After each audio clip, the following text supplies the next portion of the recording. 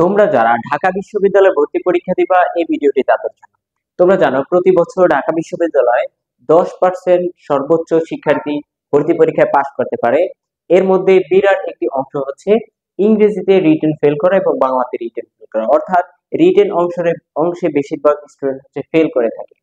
তো ইংরেজিতে রিটেন থেকে 20 মার্কস এসে থাকে। আজকের এপিসোডে আমরা দেখাবো ইংরেজি রিটেনের প্রস্তুতিটাকে তুমি একটু এগিয়ে রাখতে আগে থেকে তুমি কিভাবে পড়তে পারো এবং কোন বিষয়গুলোর উপর ফোকাস রাখতে পারো। তো এই এপিসোডটাকে আমরা দুটি ক্যাটাগরিতে বিভক্ত করছি। একটি হচ্ছে তুমি কি কি পড়বে এবং কোথা থেকে পড়বে।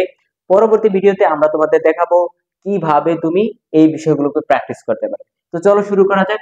প্রথমে দেখো, এখানে একটি কথা বলে রাখি, ঢাকা বিশ্ববিদ্যালয়ে ইংরেজি হচ্ছে রিটেন প্র্যাকটিস করা যারা ভর্তি পরীক্ষা দিতে চাও তাদের জন্য পড়েছে আইন। কারণ ঢাকা বিশ্ববিদ্যালয়ের বেশিরভাগ শিক্ষার্থী ফর্ম তোলে না ইংরেজি রিটেনের ভয়ে এবং বাংলা রিটেনের ভয়ে, অর্থাৎ রিটেনের ভয়ে বেশিরভাগ শিক্ষার্থী ফর্ম তোলে না। সো তুমি যদি এগুলো প্র্যাকটিস করে রাখো তোমার জন্য এটি হবে প্লাস পয়েন্ট। তো দেখো, মেকিং সেন্টেন্স, প্রথমে যে বিষয়টি সেটা হচ্ছে মেকিং সেন্টেন্স, অর্থাৎ তুমি তোমার যে ফর্মটি দেওয়া হবে, তোমার যে পেপারটি দেওয়া হবে সেটি এইভাবে থাকবে। তো এখানে তোমাকে বিভক্ত করে দেওয়া হবে। একটি বক্সের প্যারাগ্রাফের জন্য একটা পেপার তোমাকে বিভক্ত, একটা পেজ তোমাকে নির্দিষ্ট করে দেবে। এর মধ্যে এই বেশ কিছু বিষয় আছে। যে মেকিং সেন্টেন্স প্রতি বছর ঢাকা বিশ্ববিদ্যালয় ভর্তি পরীক্ষায় আসে। তো কিভাবে দেখো, তোমাকে হচ্ছে কতগুলো ওয়ার্ড দিয়ে দিতে পারে। যেমন সেন্ট্রিফিউজ, সেন্ট্রিফিউজ আমি লিখলাম। সেন্ট্রিফিউজ ধরে একটা ওয়ার্ড দিয়েছে, এই ওয়ার্ড দিয়ে তোমাকে সেন্টেন্স তৈরি করতে হবে। এটি প্রতি বছর এসে থাকে।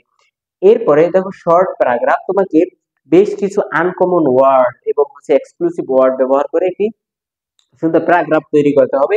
তো প্যারাগ্রাফটি তোমাকে যথেষ্ট, তুমি এসএসসি লেভেলে যে ধরনের প্যারাগ্রাফ লিখে আসতো ওই ধরনের না লিখে একটু ভালো ভালো সিনোনিম এবং যে এক্সক্লুসিভ ওয়ার্ড গুলো ব্যবহার করে তোমাকে প্যারাগ্রাফ লিখতে হবে।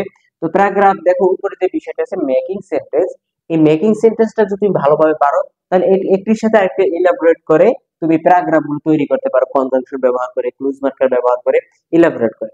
ঠিক আছে। তো দ্বিতীয় যে বিষয়টি সেটা হচ্ছে প্যারাগ্রাফ। আমি তোমাদের দেখাবো তোমরা কোথা থেকে এই বিষয়গুলো প্র্যাকটিস করবে। এরপর হচ্ছে ট্রান্সলেশন। ট্রান্সলেশন হচ্ছে তোমাকে একটি প্যাসেজ দিয়ে দেবে, এই প্যাসেজ থেকে তোমাকে ইংরেজিতে বাংলায় অনুবাদ করতে দেওয়া হতে পারে, বা কখনো বাংলাতে থাকে না, বেসিক্যালি ইংরেজি থেকে বাংলা অনুবাদ করতে দেওয়া হয়। এক্সপ্লেনেশন, তোমরা যারা হচ্ছে পড়ছিল, ভাব সম্প্রসারণ পড়ছিল, অর্থাৎ তোমাকে একটি কনটেক্সট দিয়ে দেবে, এই কনটেক্সটটাকে তুমি ব্যাখ্যা করে বুঝিয়ে দিতে হবে, একটু ইলাবোরেট করে বা বড় করে। একটু তোমাকে অংশ দিয়ে দেবে, ধরো এইভাবে এইভাবে কিছু অংশ দিয়ে থাকলো, বাকিটা হচ্ছে তোমাকে নিজের মতো করে লিখতে হবে, এই জন্য তোমাকে মার্কস দিবে তারা। এরপরে হচ্ছে গ্যাপ ফিলিং। গ্যাপ ফিলিং হচ্ছে তোমাকে এ বি সি এভাবে তোমরা যেভাবে ইন্টার লেভেলে যেভাবে হচ্ছে ফিল গ্যাপ শূন্যস্থান পূরণ করে আসছো ওই ধরনের থেকে প্রশ্ন আসতে পারে। এরপরে স্টোরি, কমপ্লিটিং স্টোরি, তাও তোমাকে একটি স্টোরির কিছু অংশ দিয়ে দিবে, বাকি অংশগুলো তোমাকে হচ্ছে ফিল আপ করতে হবে, একটি স্টোরিকে তোমাকে কমপ্লিট করতে হবে।